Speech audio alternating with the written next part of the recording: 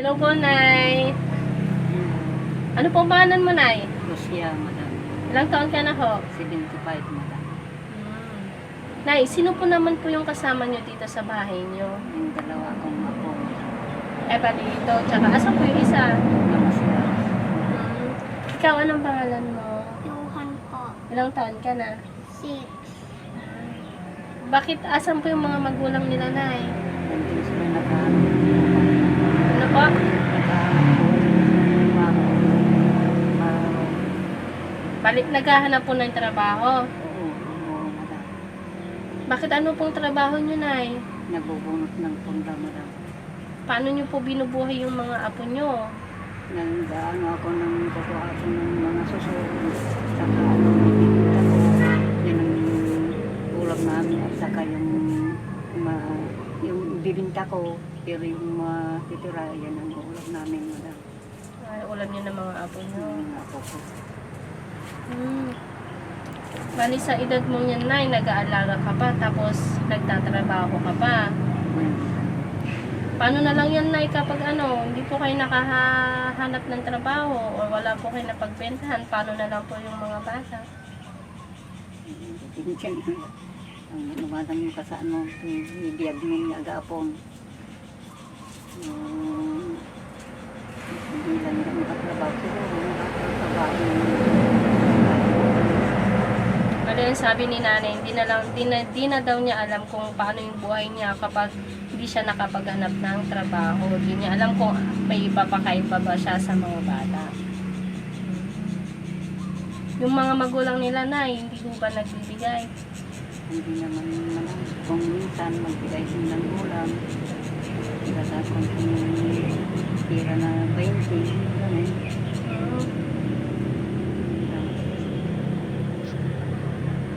Gano'n naman po kahirap yung pamumuhay niyo dito, Nay? Mahirap talaga madam ang buhay namin ngayon. Lalo na ako, matanda na ako. Nahihirapan ako talaga na maghanap ng makakain namin, ulam namin. Kaya ganito ang buhay ko. Mga apo ko, nagtitis kami ng maski na paano na mayroon din konti. Yan ang pinagkakagaan namin. Asan nga po pala yung mister niyo, Nay? Patay namin. Ilang taon na po, Nay, napatay? 77 na nung yung taon niya. Pero 2 taon na wala na siya. Balik 2 years ago, patay na si Patay na. Opo. Ano po yung dating trabaho ni tatay, Nay? Noong nag-ano naman sa bukid para ano din sa mga kuwan dahil matanda naman siya. Hindi kung meron naman siyang na pera dun sa nagbibigay sa kanya, yun. Binibigay ito, pinambibili namin ng bigat. Paano naman po yung buhay niyo ngayon, Nay, nung ngayong wala na si tatay? Yan ang inaano ko, madam. Na para akong natutulala kung nag-iisip ako kung saan ako kukuha ng maulam namin. At saka pagpunta kami sa ilog, kukuha ako ng mga suso, bibinta ko. Yan na. Bali, yan na lang po yung discounting ginagawa niyo. Para may mapakain lang po sa mga apo niyo. Ito lang isa kong apo. Ay, ito po. Anong pangalan mo, Adi? Shirling May po. Ilang taon ka na? 12 years old po. Ano naman ginagawa mong tulong kay nanay mo? Sinasamahan ko po siyang mga ahoy sa bukid. Tapos, sinasamahan ko rin po siyang magsuso. Kumukuha ng suso. Opo. Minsan po, ako na po nagluluto rito sa bahay. Totoo po ba yan, Nay? Opo, madam. Matanong ko lang nga lang po, Nay. Ano po yung kinabantay ng asawa niyo? Yung kinamatay ng asawa ko, parang biglaan, madam. Na parang na ako nagdagbagtiton. Bali, parang nabaliw po si Oo, parang tatay. nabaliw, Bakit po? Ano pero pong nangyari, Nay? Parang nag-ano sa kanya, madam, na hindi ko alam kung ano yung pagkatapos pumunta namin ah, sa ospital. Ganon din ang ginagawa, parang bata na nag ano-ano Ano pong mga ginagawa niya, Nay? na takbo-takbuhan sa loob ng ano, sa ospital at saka dito sa bahay. Pagkatapos, pag nakahiga, parang ano ay pumupulot ng mga bislak-bislak na tinanong ko kung ano na yan, yung mga kahoy na yan. Sabi ko, magluluto ako. Sabi niya, di ginanong ko naman ana huwag siyang mag-ano, pero wala naman siyang pupulutin na mga kahoy. Parang nakikita niya lang na parang Oo, meron. parang magpulot-pulot. Kailan po ba nangyari yan, Nay? Ay, matagal na naman. Bali, to summarize yung kwento ni nanay. Bali, yung asawa niya, bigla na lang nawalan sa isip, katinuan. And then, nung buhay pa daw siya, para siyang naging bata, patakbo-takbo sa loob ng bahay at sa ospital nung dinala nila siya doon. So, yung nangyari yun, biglaan lang. Tapos, ano na po nangyari kay tatay nun, Nay? Nung dun sa sakit niyang yun, ano po yung... Yun na, yung huli namin inuwi dito sa bahay, nandito naman siya pagkatapos paggabi, nandyan nakahiga, mag-ano-ano sa dito sa dingding. Anong ginagawa mo? Sabi ko, wala, sabi niya. Di, sabi ko, anong nararamdaman mo? Wala, para lang akong nahihilo, sabi niya. Pagkatapos, sa gabi na yun, hanggang alas 3 siguro ng gabi, yun, nag-ano na siya, yan na, patay na. Matay na po. Nag-chill siya, parang nilalamig po. Oo, pagkatapos nag-ano naman na, hilain niyo ako, hilain niyo, sabi niya. Para siyang may nakikita na Oo, na hindi niyo po Hindi nakikita. namin nakikita. And then, doon na daw nag-start na nag-chill si tatay at doon na rin nawalan ng buhay si tatay. Nagulat namin kung saan nakukuha ng pera. Ikaw, Ading, gaano kahirap yung pamumuhay niyo dito kasama si lola mo? Mahirap. Bakit? Kasi po namatay si tatay. At, Bakit si tatay niyo lang ba yung nagtatrabaho noon? opo. Bakit simula nung namatay siya, ano yung nangyari sa buhay niyo ngayon? Mahirap po. Naghahanap kami ng ano sa maulam namin.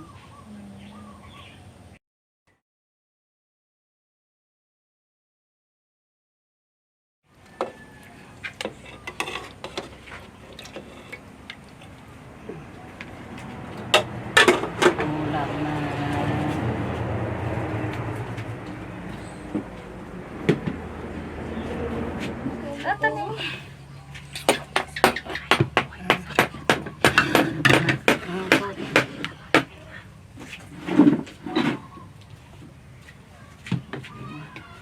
Dali ka na oh. Ito ulam. Saluyot.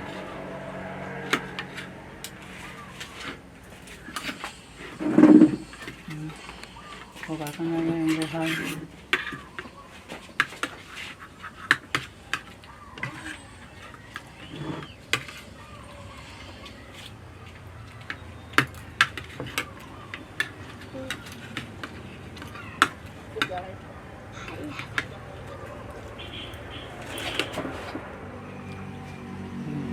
Kaunti gulay na nalatang kapitatan.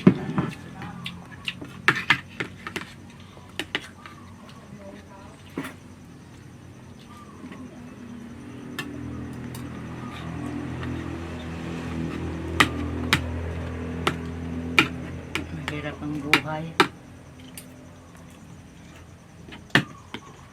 Kung gusto mo pa ito, Johan, ano, para lumakas kang mag ano.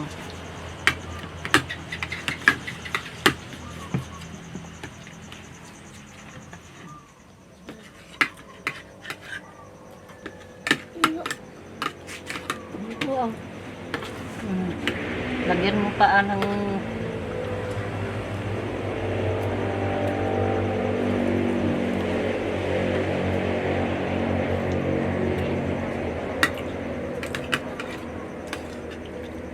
ulam ka ng saluyo para parehas tayong tumaba.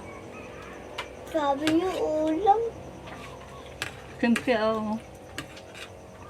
wala naman tayong pambili ng ano.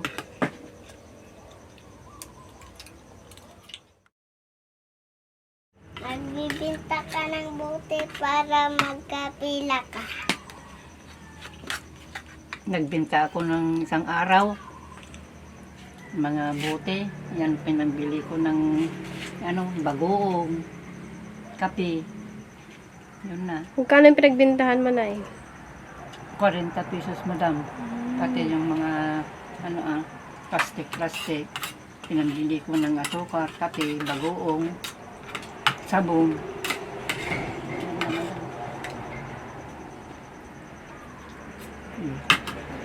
Ayaw mo na.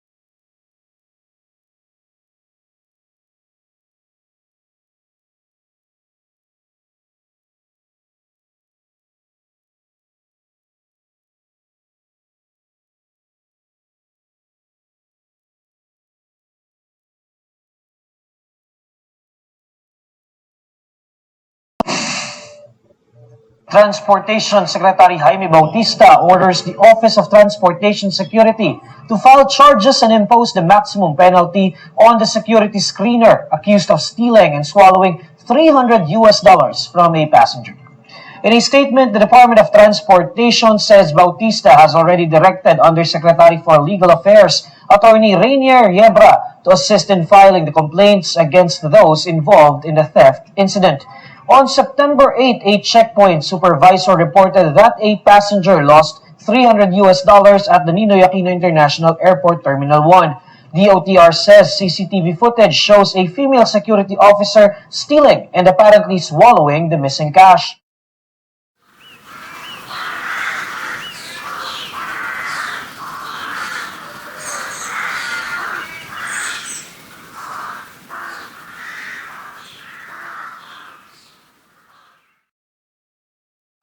Jed Tamano and Junila Castro are set free after missing for 2 weeks.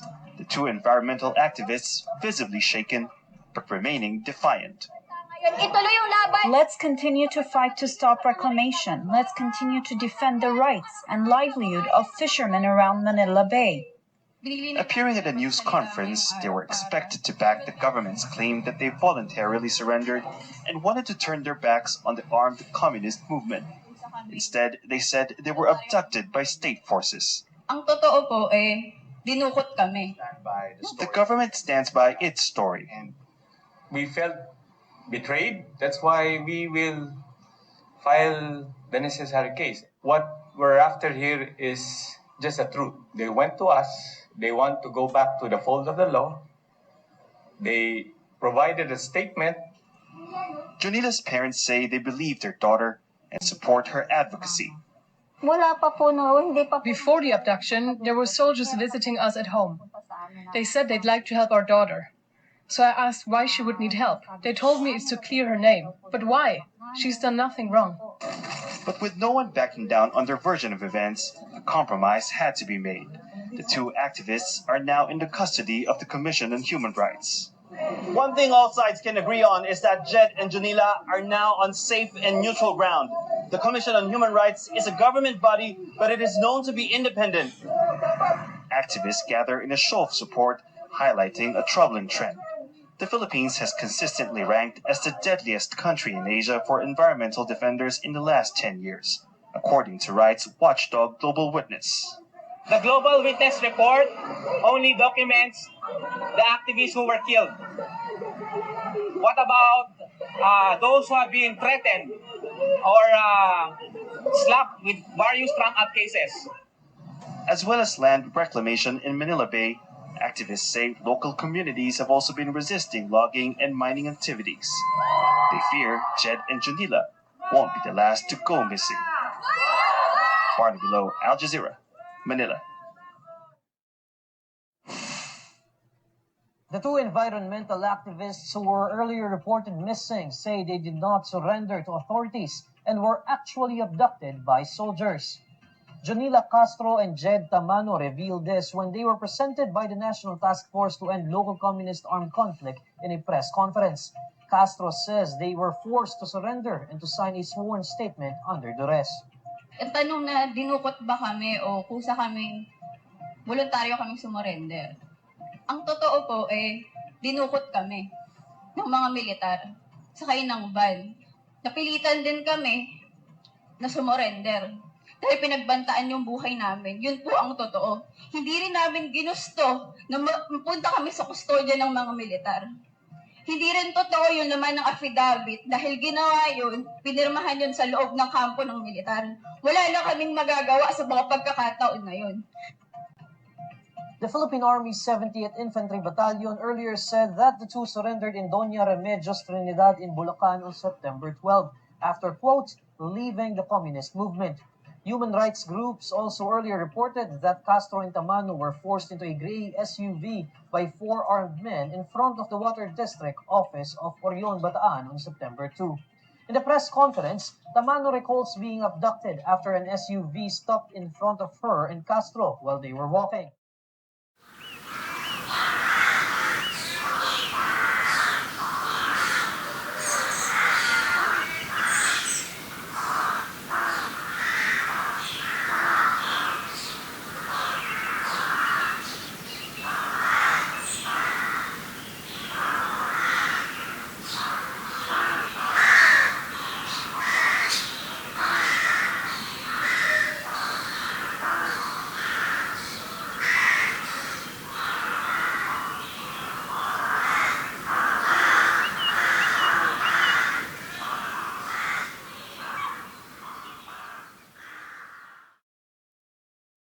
Mark said that he has all the rights to report, to express his opinion and expression, according to the 1987 Constitution Bill of Rights.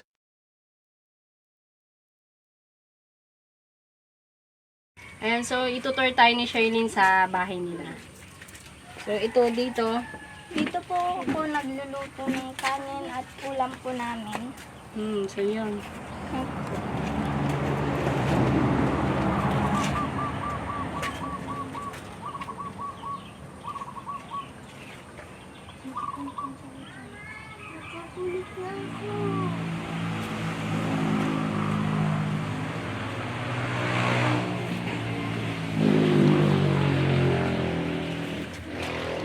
Pasok tayo sa loob.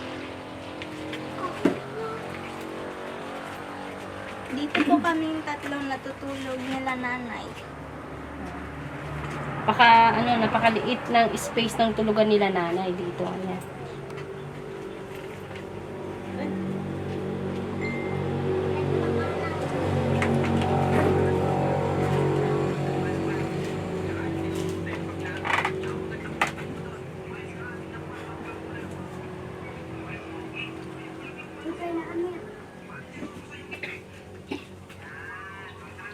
Dito naman po ako naghuhugas ng mga pinagkainan namin.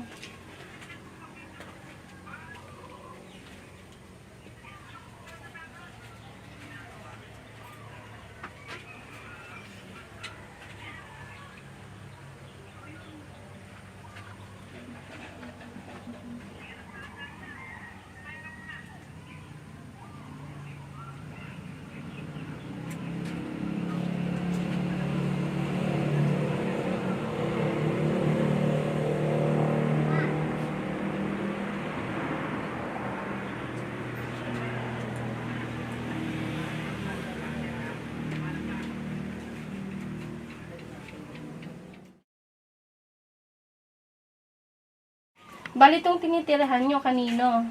Sa anak kong isa ni nanay. Dito lang po kaming banda natutulog. Kaya pala mayroon din dito pintuan.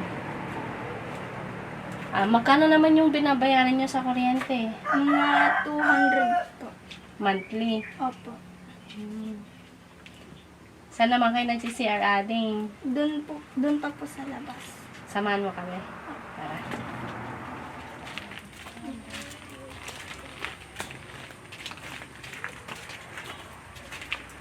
Balikan niyo itong CR. Hindi ko po alam. Nakikigamit lang kayo. Opo.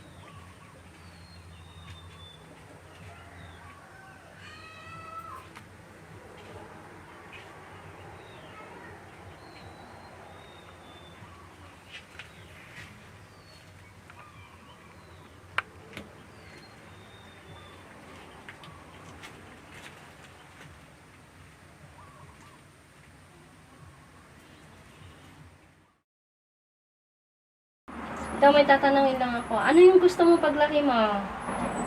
Maging pulis. Police. Ikaw? Maging flight attendant. Flight attendant. Matangkad ka nga na naman. Sa ngayon po, Nay, ano po yung mas importante po na magkaroon kayo? Na meron po kayo? Yung bigas, madam. Bigas po. Bakit At po, saka Nay? yung pera. Bakit po bigas, Nay? Para mayroon kaming makain, madam. At saka kung pera pambili ng ulam, saka yung mga gamit dito sa bahay, yan ang kailangan para kami. So, ayun, Nay. Marami pong salamat sa istorya po ng buhay nyo at nalaman po namin kung gaano po yung kahirap yung sitwasyon nyo dito. Bali po, Nay, may kukunin lang po kaming regalo para naman po masiyahan po kayo sa dadalhin naming regalo. Sige, salamat. Babalik po kami, Nay, ha? Ayan, madam. Maraming salamat, madam. Na rin, hindi niya siguro nakaya. Kaya yun, namatay. Kaya nga, yung sabi sa amin, inubo daw. Oo, dahil daw sa ubo niya, Oo, napabayaan. yun yan, napabayaan. Okay. Inubusan, tapos na yung niya. Lumala Hina na rin. Dahil kulang sa vitamin pa. Sige, Nanay, maraming salamat po sa informasyon nyo about kay Edeline, no?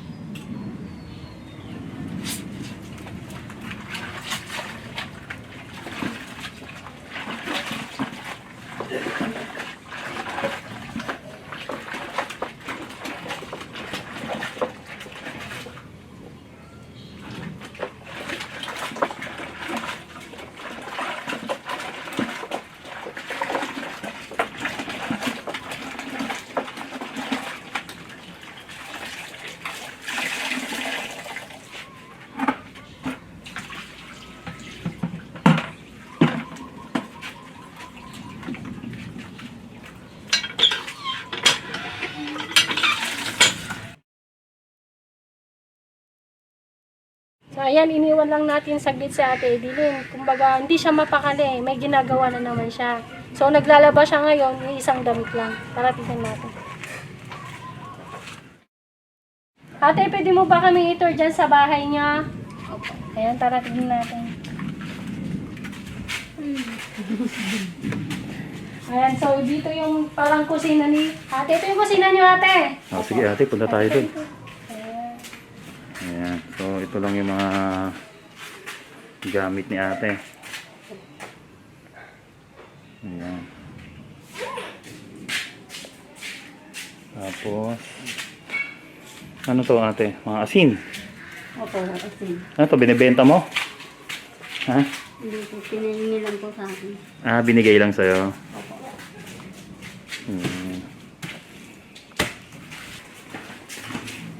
Yan, bali dito naman. Dito kayo natutulog ng ate. Opo. Ilan kayo natutulog dito, te? Dalawa nung Oh, kasi Dalawa yung po kami. ano, parang inampun na ng Oo, kamag-anak pala nila. si Mia. Yung nanay. Dito. Yung mga lagayan nyo ng damit.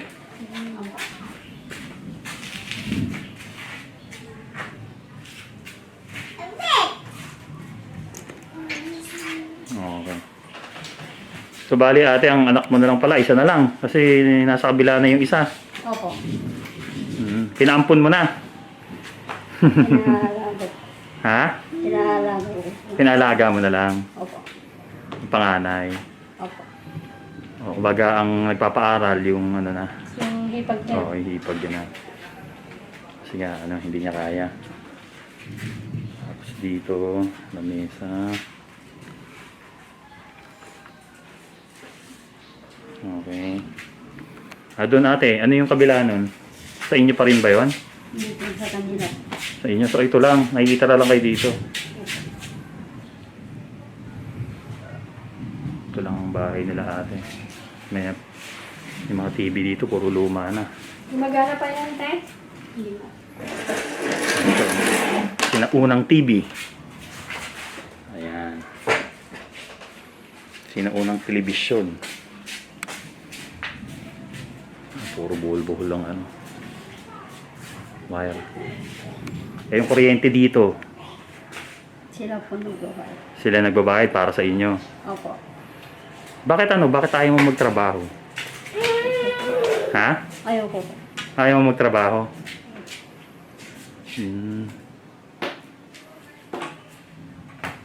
Hindi mo kaya? Hindi ko po kaya. Sige. Tapos CR, saan kayo nakiki-CR dito? Doon po sa gamila. Yung may bago po na siya po. Nakiki-CR kayo doon. Opo. Tapos dito yung lutuan mo. Halika nga dito. Turo mo sa amin yung lutuan mo. Meron sila, isang ilaw lang. Ang baba pa. Pag nahawakan ng anak mo to, makukuryente itong anak mo.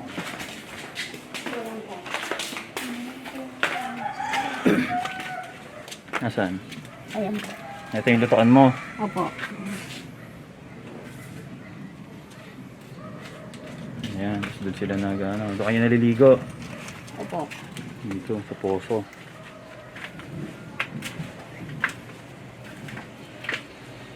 Ito. Sa CR dito.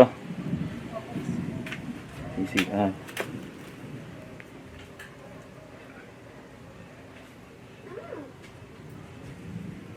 Magka pinapa-CR kayo.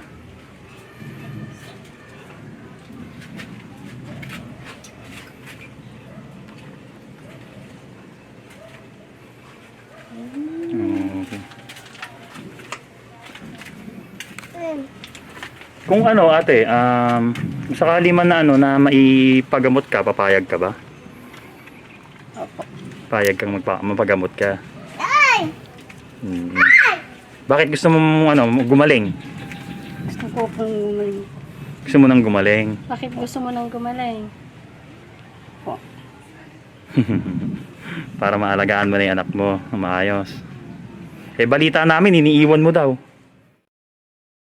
Okay nanay, ito, sa panahon kasi ngayon napakamahal na ng bigas at talagang ngayon ang pinaka-importante. Ito nay, 5 sako ng bigas para sa inyo, malaking tulong to, lalo na wala kang trabaho at yung mga magulang nila naghahanap pa ng mapapasukan at wala ka naman na pagkukunan sa pang-araw-araw mo. Yan. So ito nay, 5 sako ng bigas, malaking tulong to para sa inyo nay, ha? Ayan, at ito'y galing kay? Yan, galing ito kila Comrade Mark at sa ating mga contributors na pinabibigay sa inyo. Salamat. Ayan. Sa kanila magpasalamat, nanay. Nanonood sila. Ayan. Sige. Salamat. Maraming salamat at nagbigay kayo ng mga bigas na kakainin namin mga apo ko. Maraming salamat. Ikaw, anong gusto mong sabihin sa nagbigay kayo? Nais ko pong magpasalamat sa mga nagbigay ng 5 sakong bigas sa amin. O, ikaw, Johan. Anong masasabi mo? Thank you po. Wow. Okay. Sige nanay, hindi na rin kami magtatagal. At maraming salamat sa istorya ng buhay nyo. Johan, ha? Ading? Hindi namin makakalimutan itong sir na yung binigay niyo sa amin. Hindi daw niya makakalimutan. So mag-alala na, talagang itong ano to, deserve nyo naman na makatanggap kayo ng ganito. Okay? So sige, congratulations. And maraming salamat sa ating mga contributors at kay Comrade Mark. Thank you so much! Bye-bye! Bye-bye, sir. Maraming salamat. Hindi ko makakalimutan talaga ang tulong. Welcome po. Hello, Ann. Rose Ann. Kumusta? Pwede ba kami pumasok? Welcome po. Ay.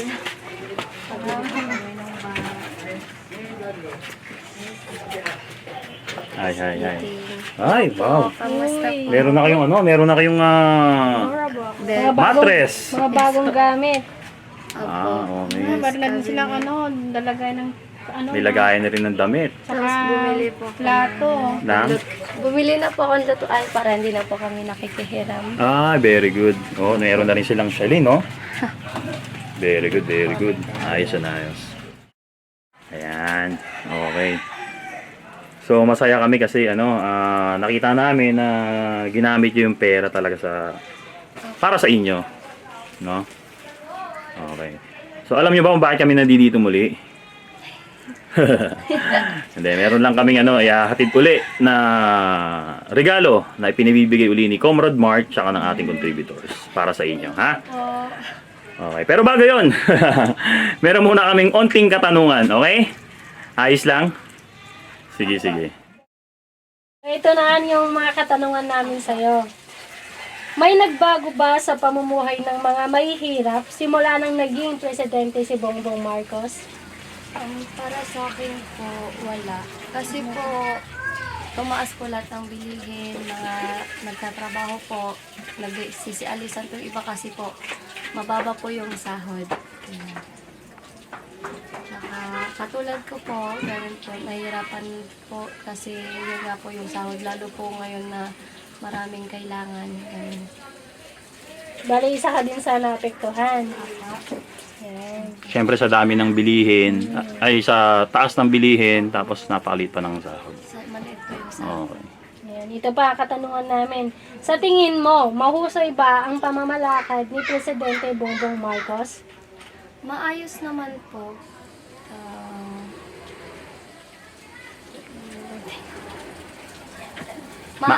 Maayos naman po. Tapos po, maganda. Pero po, yun lang po, hindi po maiwasan po yung magtaas. Mahirapan po yung mga nasa baba. So, meaning to say, okay naman siya, pero mas nahihirapan pa rin yung mga mahihirap. Lalo po yung mga nagtatanim po, lalo po ngayon, mas bumabagsak po yung palay. Kasi isa din sa pinangako ni Bongbong Marcos ang 20 pesos na bigas. Ito pa, may katanungan pa kami. Ano ang kapalaran ng bansang Pilipinas 10 taon mula ngayon? Kapalaran yung hirap po. Ano yung kapalaran ng bansang Pilipinas simula ngayon? And then, after 10 years? Anong magiging kapalaran? Kapalaran ng ano? Sana po lumago, tapos gumanda po yung patakbo ng ating bansa. Ganun po yung mga nahihirapan po ngayon, sana po umunlad po sila. Ganun po. Pero sa tingin mo, after 10 years, giginhawa ba ang bansang Pilipinas? Hindi pa po natin sure yan. Kaso po, siguro po, para sa akin po, oo. Kung maganda po yung patakbo ng ating presidente ngayon. So, pamadan. Yan. Ako naman. apat na question. Anong kapalaran mo 10 taon mo lang ngayon? Kapalaran ko po, sana po, kung sa akin po, kung kapalaran ko naman po, sana po kuminhawa rin po.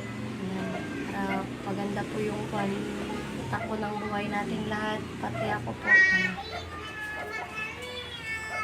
Yes. So, panglima, ano ang masasabi mo sa mga Pilipinang nag-aasawa ng matandang Amerikano para makaahon sila sa hate?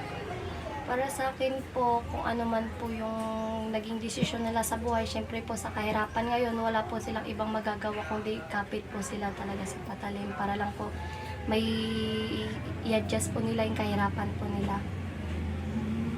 So, ibig sabihin, practical. Apo, practical. So, pabor ka din sa mga Pilipina. Apo, kung doon po sila magiging maayos. So, last question na tayo, Rosa. Nakakadiri ba ang mga Pilipinang nag-aasawa ng matandang Amerikano? Para sa akin po, hindi kasi po gusto ko po rin mag-asawa. Bali gusto mo Close din my mag-asawa. heart po. Gusto ko rin. Gusto ko po. Pero sa akin po, hindi po ako nadidiri. So gusto niyang magkaroon ng asawa na Amerikano. Opo, Bakit? Ba gusto mo bang malahian o ng dugong banyaga at gusto mo magkaroon ng anak na blue eyes? Hindi naman po siguro sa gusto kong magkaroon ng anak, gusto ko pong mag-asawa ng ganun. Pero parang yun lang po yung feelings. Kumbaga, may ahon lang sa kahirapan. Kasi po, marami akong nakikita, lalo po sa mga customer namin, bumibili po ng chicken. Ang babata po ng mga asawa nila, tas ang tatanda nila. Pero para sa akin po, doon sila nakabuti, doon po guminawa yung buhay nila. So, bali, parang naka-encounter ka ng mga Pilipina na Madalas po nakapangasawa. marami akong nakakwentuhan kasi na ganyan. Kaya parang nagustuhan mo na rin ba ngayon na mag-asawa din? So, Hindi po masama na magmahal ng mas matanda sa'yo o kahit lolo mo na po yan kung tignan lang ibang tao.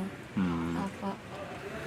So nakwentuhan mo. Opo. Tapos Siyempre ang po, kwento nila is maganda ang buhay Opo. nila. Opo. Gumanda ang buhay nila dahil nag-asawa sila ng mga ganun. Opo.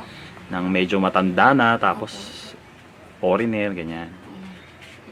Okay.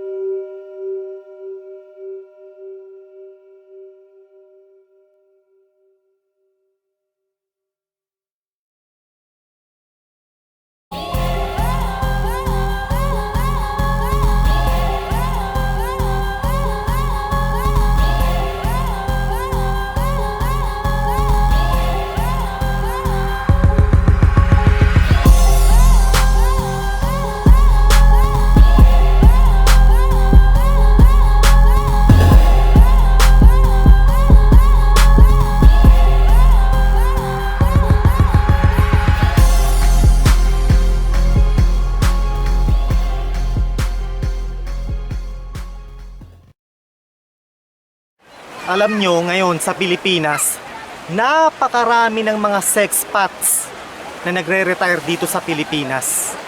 So pupunta sila dito, magre-retire sila, tapos magnonobya sila / mag-aasawa ng napakabatang Pilipina.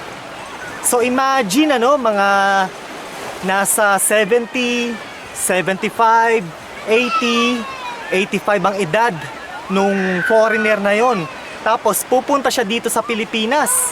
And then magnonobya ng 18, 19 anyos na napakabatang Pilipina. Can you guys imagine it? Ibang klase, no? Pero alam nyo, napakarami na nila dito sa Pilipinas.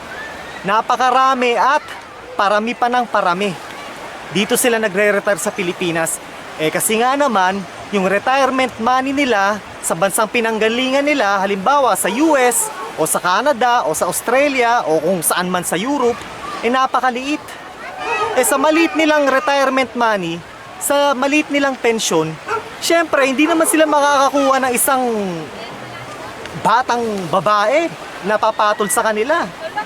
So ang ginagawa nila, pupunta sila sa isang third world country na kagaya ng Pilipinas at i-exploit nila ang kahirapan para bilhin bilhin ang pag-aaruga,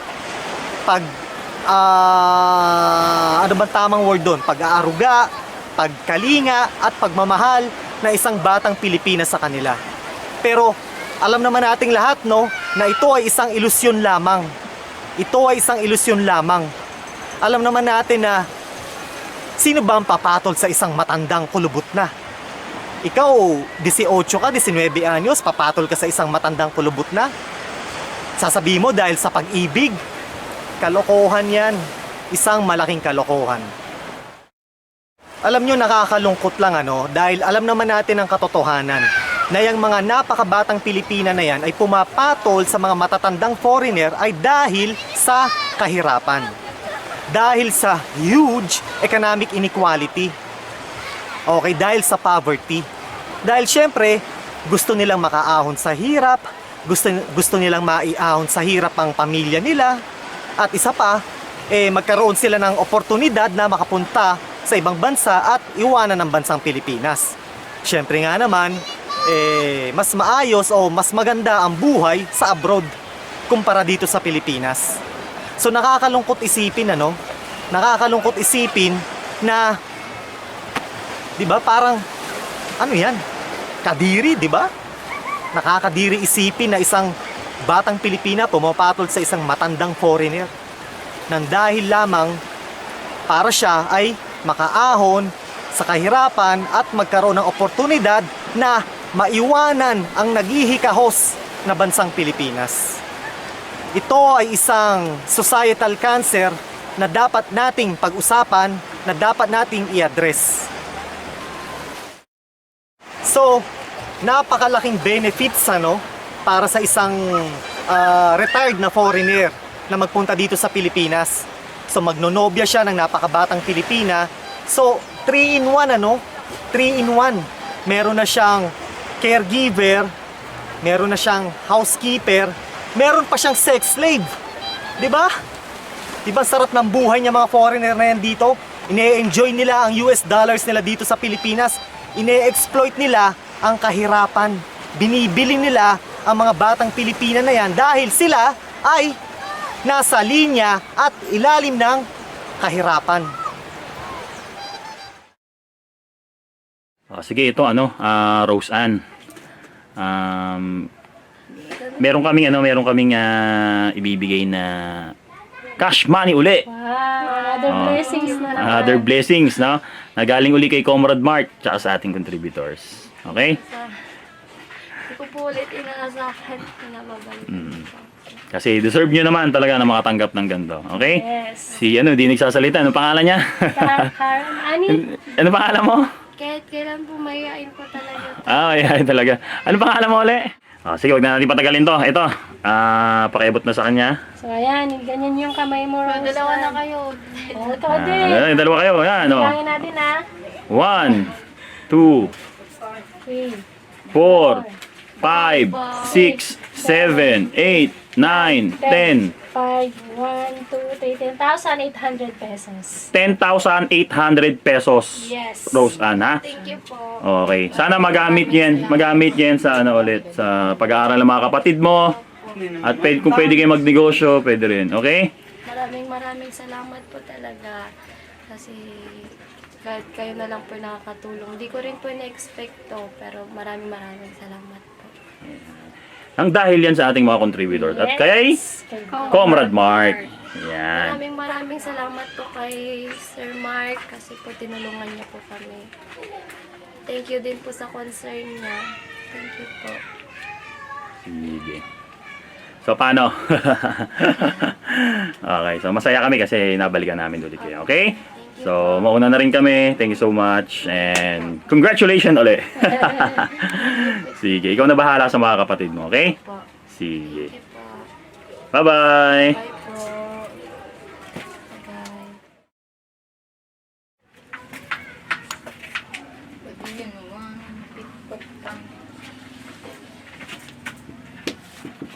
RMR.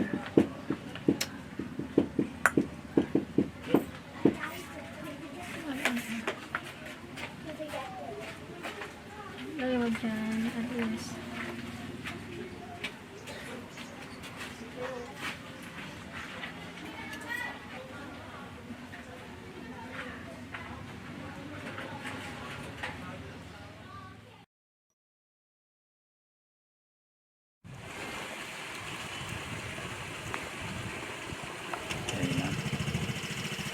bubungan na.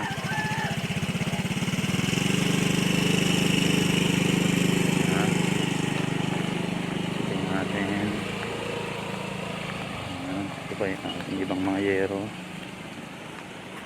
Ayan. So, kinakabit na yung bubong.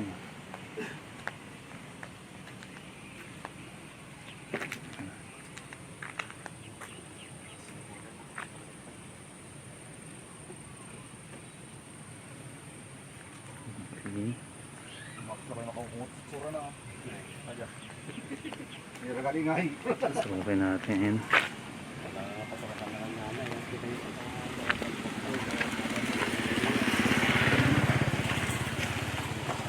So dito sa kabilang may bubong na rin.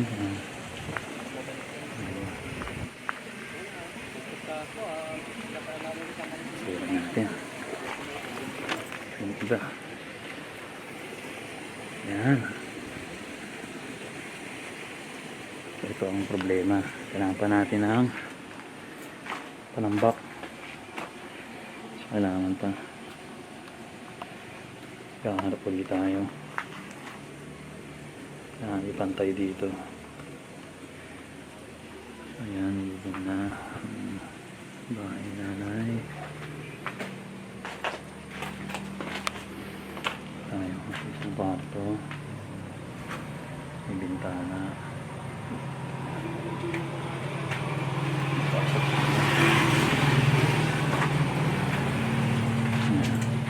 So dito ay labas. Masyadong mataas. Okay.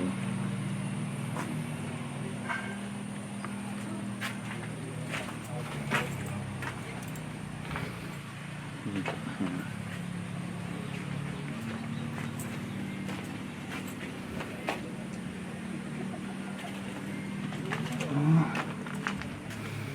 Isang kwarto naman. Ang bintana naman dito.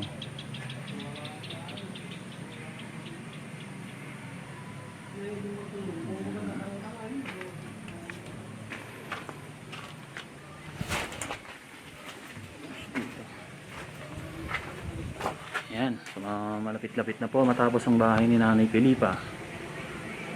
Ayan.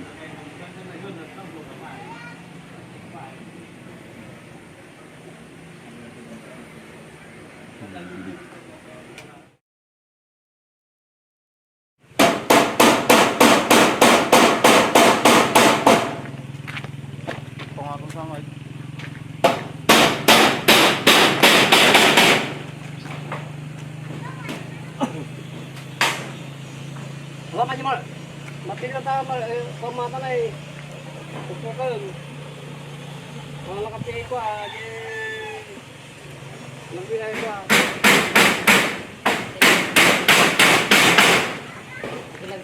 Kamplong mo apa rin. Yan sa.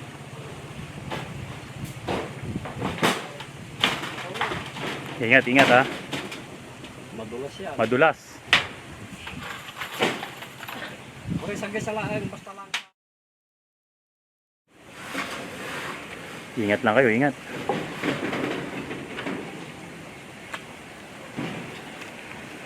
Bakit ang nalamisan?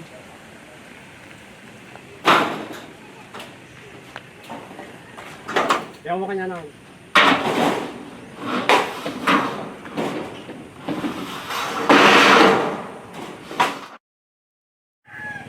Magandang hapon. Ito na po ang ating yero. Ito na rin ang ating hollow block. Ay mga semento pa. Ayan, napakadami pa niyan. Ano na natin. Ito lang yung labas. Ito nang gawan nila ng paraan. Ayan, para makapagpalitada sila. Mataas kasi dito.